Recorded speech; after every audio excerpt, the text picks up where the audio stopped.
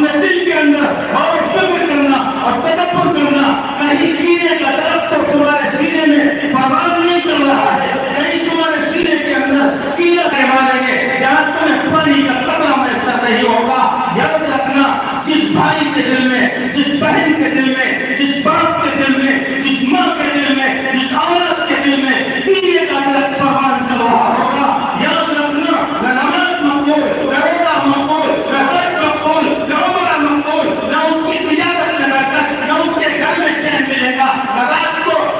آرام کی بستر پر سے نیند آئے گی۔ میری یہ بات نوٹ کرنا، اور جب ابھی جلسہ ختم ہونے کے بعد اپنے بستر پر جا کر کے تم لیٹنا اور ذرا اپنی آنکھوں کو بند کر کے تصورات میں جا کر کے سوچنا کہ گاؤں کے کس شخص کے لیے، کس بھائی کے لیے، کس بہن کے لیے، کس انسان کے لیے میرے دل کے اندر یہ جذبات ٹھاٹھے سمندر کی طرح ٹھاٹھے مار رہے ہیں۔ خدا کے لیے ابھی سے اپنے دل کو کیڑے جیسی بیماری سے صاف کرنا اور کہنا کہ اس میں مجھے کبھی ایسا بھی ہوتا ہے کہ کسی طاقتور نے کسی غریب کو، کسی مظلوم کو تکلیف پہنچا دی ہے، اور وہ مظلوم اور وہ کمزور آدمی بدلہ نہیں لے سکتا ہے، لیکن فراق میں یہ رہتا ہے کہ کسی طریقے سے موقع ملے اور میں اسے بدل کر کے رکھوں، اپنا کندھا چھوڑ کر کے دوسرے کا کندھا استعمال کرتا ہے اور اس کے کندھے پہ بندوق رکھ کر کے چلانے کی کوشش کرتا ہے تاکہ اس طاقتور کو میں مٹا دوں اور میں فرض کر دوں اور میں ختم کر دوں۔ آؤ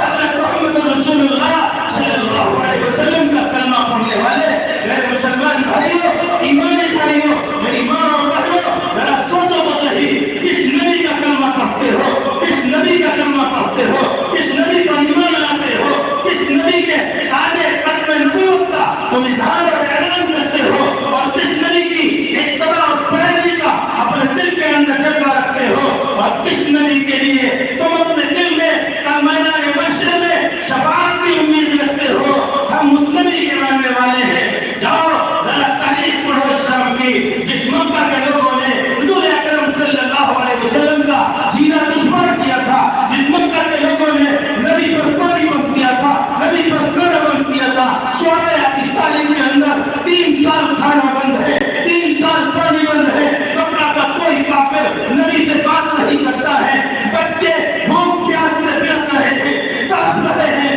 کھانے کے لیے کچھ میسر نہیں ہے، ماں کی چھاتیاں سوکھ گئی ہیں۔ اللہ اکبر کبیرہ، حضور اکرم صلی اللہ علیہ وسلم کی نگاہیں آسمان کی طرف اٹھتی ہیں اور بارگاہ الہی میں آپ بزبان حال منتظر ہوتے ہیں، رب ذوالجلال ان معصوموں کو اس جرم کی، اس قصور کی سزا مل رہی ہے جو عہد نامہ مکہ کے لوگوں نے تحریر کر کے خانہ کعبہ کے دروازے پر چسپاں کیا تھا۔ آپ صلی اللہ علیہ وسلم نے اپنے چچا ابو طالب کو بلا کر کے فرمایا کہ چچا، اس عہد نامے کی وجہ سے ہمارا بائیکاٹ کیا گیا، ہمیں مکہ سے نکال کر کے چھوٹے ابی طالب کی گھاٹی میں محصور کیا گیا ہے۔ میرے چچا، جاؤ ان لوگوں سے کہہ دو کہ وہ عہد نامہ اس معاہدے کو خانہ کعبہ کے دروازے پہ لٹکایا تھا، اللہ کے نام کے علاوہ ساری تحریر کو تیلک میں چاٹ دیا۔ اگر محمد رسول اللہ کی بات سچی ہو تو یہ عہد نامہ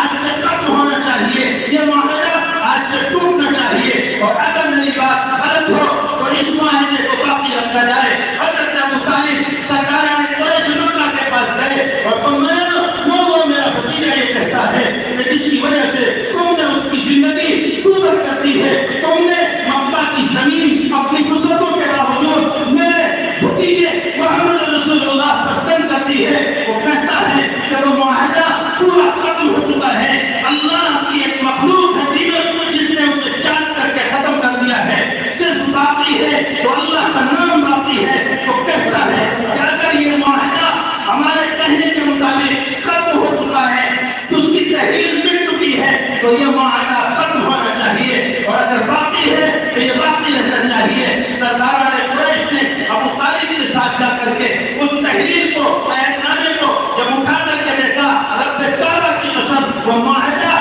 دیمک نے چاٹ کر کے فنا کر دیا تھا۔ رسول اللہ صلی اللہ علیہ وسلم ماں اہل و عیال شعبہ ابی طالب سے باہر نکل کر کے آئے ہیں، ایک ایک پانی کے قطرے کو ترسا دیا تھا، ایک ایک لقمے کو ترسا دیا گیا تھا،